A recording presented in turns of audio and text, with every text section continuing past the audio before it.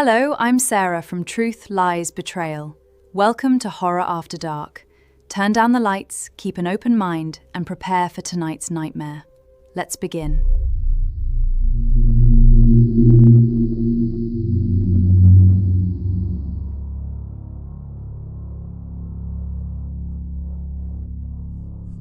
I never believed in haunted houses until I visited the place people called the House of 13 Sisters. Nobody knew the true story. Some said 13 sisters vanished overnight. Others believed they died from illness. The darkest version claimed the youngest disappeared first, and the others locked themselves inside searching for her never to be seen again. I ignored all of it. Then my friend Darren found the place online while searching abandoned locations. It sat several miles outside town, hidden behind dead fields and overgrown roads. There were only a few photos, faded wallpaper, collapsed ceilings, and comments warning people not to go after dark, which obviously made Darren want to go. He convinced me and our other friend Kyle to make the drive one Friday evening. The house looked wrong before we even got out. Not scary at first, just strange. It was enormous. 3 stories. Pale paint peeling in long strips. Every window looked identical except one on the top floor. That window was open. No wind moved. Darren joked that one of the sisters was waiting. Kyle laughed. I didn't. We walked in through an unlocked front door. Inside smelled dry and stale. The entrance hall stretched farther than it should have. Dust covered everything, but something caught my attention immediately. Portraits. 13 of them. Girls and women arranged in order of age, each standing in the same position. Hands folded, looking directly at the camera. No names. We kept moving. The weird thing was the house wasn't destroyed like abandoned places usually are. Furniture remained. Curtains remained. There were books stacked neatly. It felt paused. Kyle noticed something first. Every room had 13 of something. 13 chairs. 13 plates. 13 candles, even one shelf with exactly 13 books. Darren started filming and making jokes. Then we reached the dining room. Long table, 13 seats, but only 12 plates. Nobody spoke. Darren laughed nervously. Guess one sister missed dinner. Then we heard footsteps upstairs, not running, slow walking. One step, pause, another step. Kyle immediately said someone else must be inside. That explanation felt good enough. Until Darren called out. No response. The footsteps stopped. Then started again. But faster, crossing overhead. Room to room. Like someone pacing. We decided to leave. Simple, except when we reached the entrance hall there were now 12 portraits. One was missing. Darren thought one fell. We searched. Nothing. Then Kyle pointed. The youngest sister.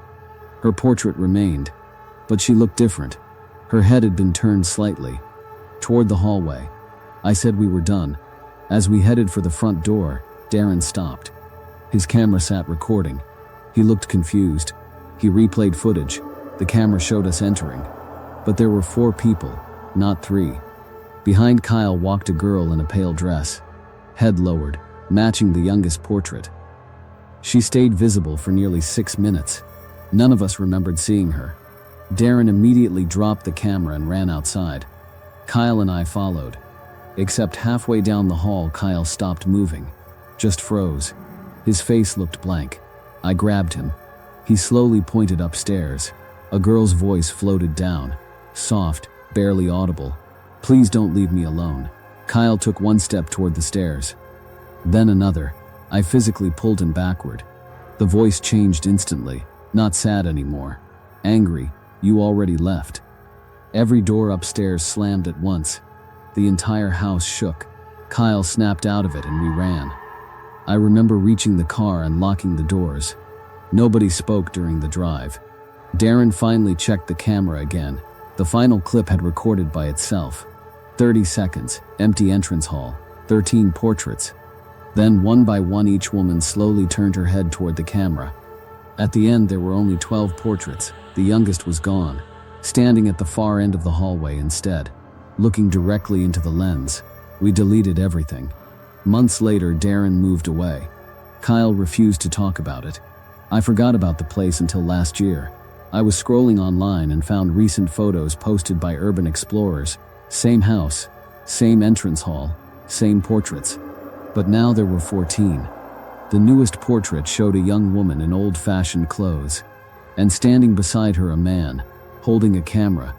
His face looked exactly like Darren.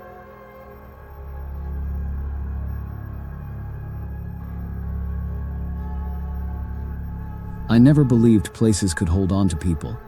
I thought abandoned towns were just empty buildings and old stories people told to make a drive more interesting. That changed when I found Ash Hollow. About 3 years ago, I had a small channel where I visited forgotten places and documented them. Nothing extreme: old gas stations, closed schools, empty neighborhoods. Most videos barely reached a few hundred views. One evening, I got an email with no subject line. Inside was one sentence: "Go to Ash Hollow. Listen for the children." No name, no explanation. I searched online and found almost nothing. No website, no tourist pages. Just one mention in an archived county record about a mining settlement abandoned decades earlier after unsafe living conditions. That should have been enough to move on. But I was running out of places to film. Ash Hollow sat about 4 hours away. The drive got strange the closer I got. GPS kept recalculating. Roads narrowed into cracked pavements surrounded by dead grass and empty fields. Eventually, I reached a faded wooden sign. Ash Hollow population. Removed, not zero. Removed. I laughed at it and parked. The town wasn't large. 20 or 30 houses at most. Every building looked untouched, not destroyed, not vandalized. Just abandoned. Like everyone stood up and left at once. I filmed while walking. School, church, general store. Nothing unusual. Then I noticed something. Every house had chalk drawings near the doors. Small handprints, dozens of them. Like children pressed dusty palms against the walls. Inside the school, desks still had books open. One classroom had names written on the board. 20 names. No teacher. Every name had a line through it. Except 6. Those 6 names had circles. I remember because one was repeated over and over. Eli, Eli, Eli. At first I assumed someone had messed with the place. Then I heard it. Children laughing. Very faint. Outside, I stepped out with my camera ready. Nothing. Empty street. The sound stopped. I checked the recording later and the laugh wasn't captured. I should have left. Instead, I followed the sound. At the edge of town, there was a small dirt path leading into a shallow valley.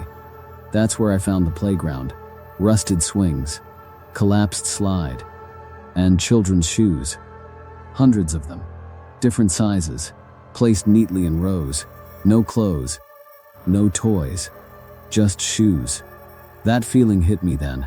That heavy feeling where your brain realizes something is wrong before you understand why.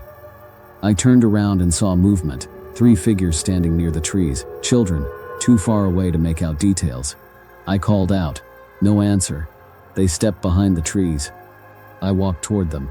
Nobody there. But behind one tree someone had written, "You came late." I stopped filming. I wanted to leave. As I walked back through town, I started noticing things I hadn't before. Curtains moving. Doors slightly open. Tiny footprints in the dust. Then I heard footsteps behind me.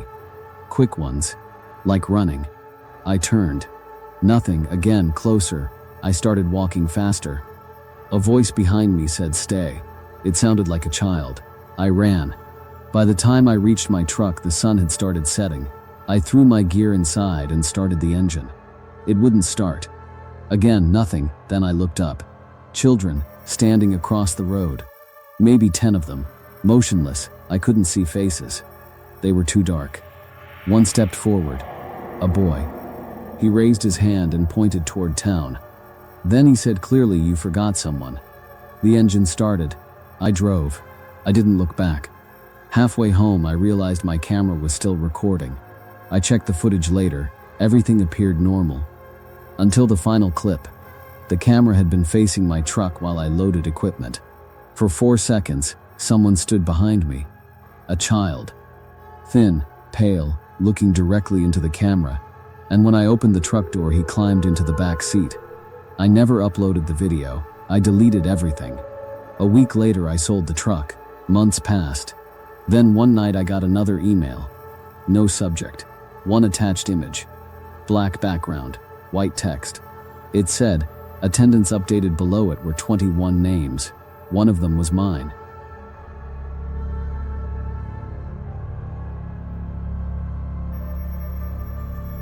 I never believed cult stories.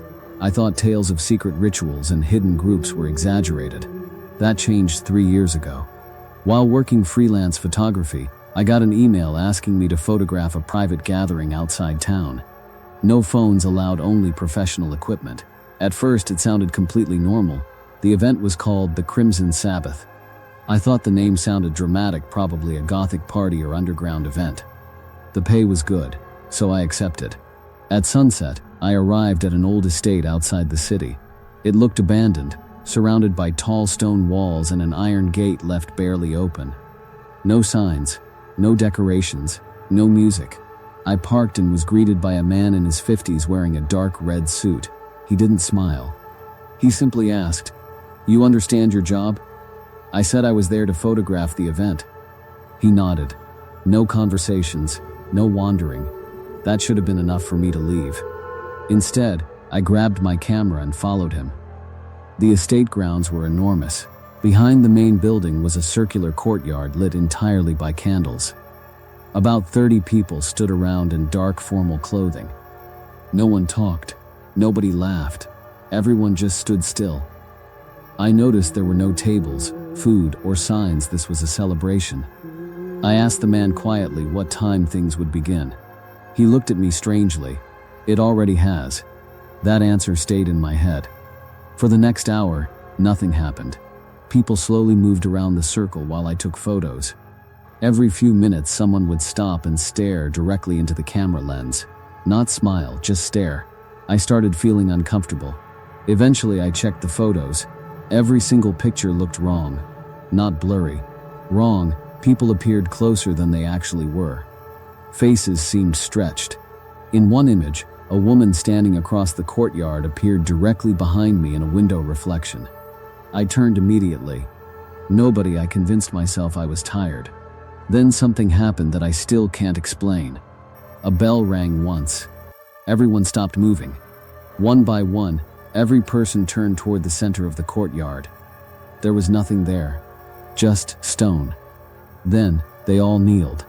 Nobody gave instructions. Nobody hesitated. I kept my camera raised. The man in the red suit appeared beside me.